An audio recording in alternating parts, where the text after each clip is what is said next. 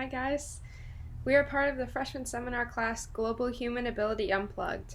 Throughout this class, we have gained more knowledge on the history of disabilities as well as worked alongside our peers, many of which have disabilities themselves. We were assigned the topic of UN Convention, Citizenship and Human Rights, and throughout research we discovered that this convention focuses on declaring respect, non-discrimination, and inclusion for people with disabilities.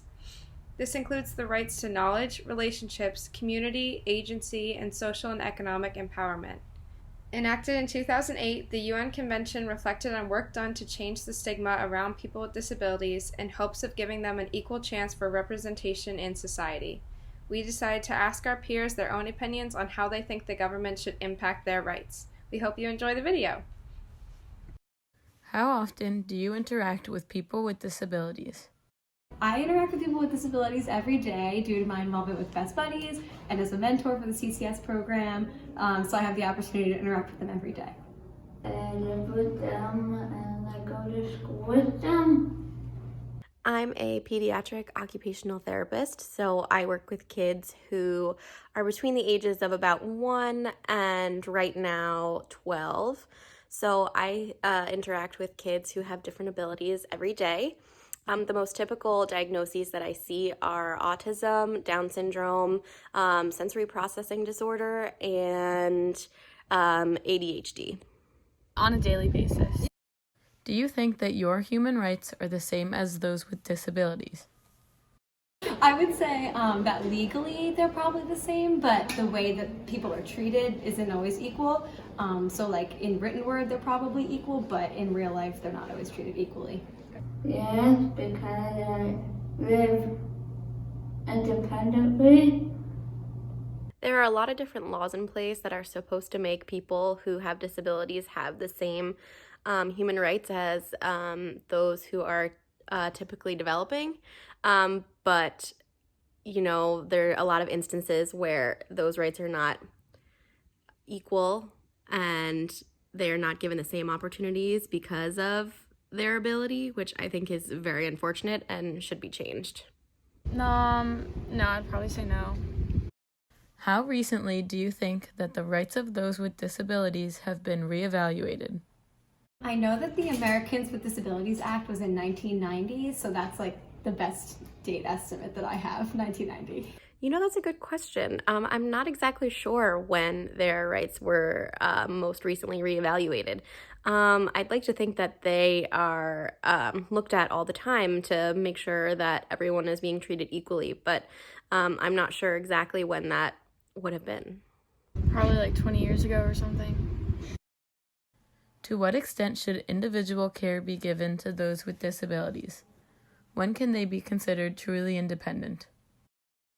I think that depending on the person, they should like receive as much support as they need, but I think that most people are capable of being fully independent. It's just a matter of like the supports that they get on their way to being independent. So everyone deserves like independent care so they can live their best life.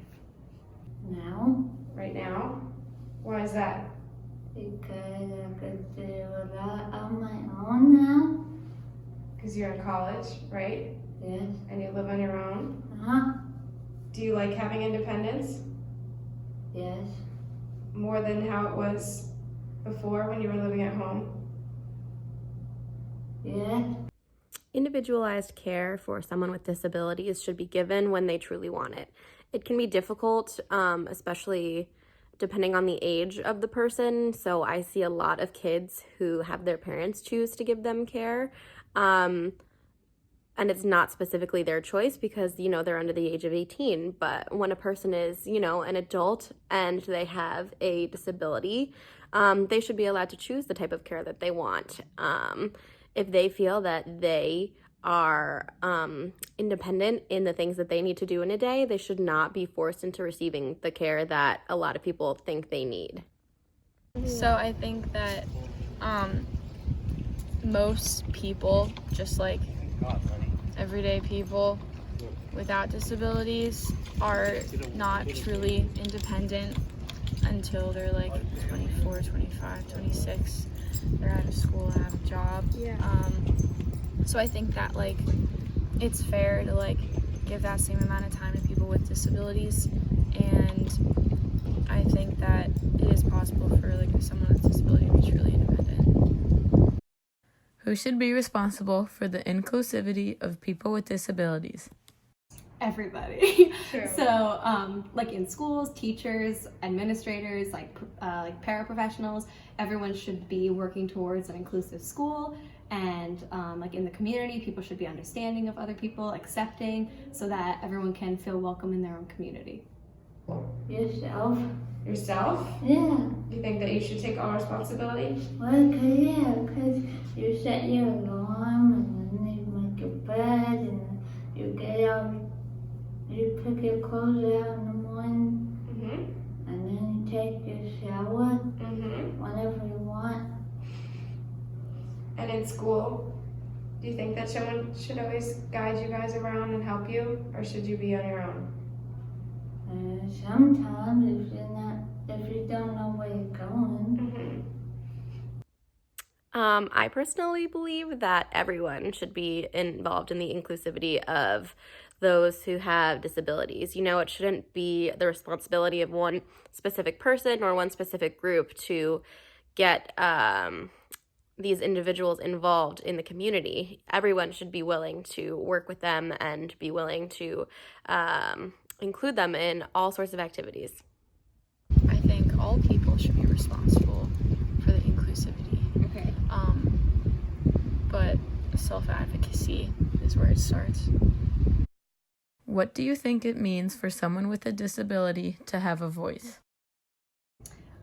I think it means that they feel accepted and valued, and that their peers, their friends, their family are like really accepting them and understanding and hearing what they have to say. So it's really important for them to feel that way. Have someone to help you. Yeah, when you need it. Yes. But it's okay to have help from other people too, right? Yeah. It's so important for individuals with disabilities to be able to express their wants and their needs through the voice that they're given, whether that be adaptive equipment or whether that be through social media or through the expression of someone that they're close to. They should be allowed to express their opinions and allowed to express their experiences, because it not only opens up the world to what they experience every day, but it also will help improve our world. I think it's like really important. I think it's really empowering for others who maybe don't have a voice of their own, for people with disabilities.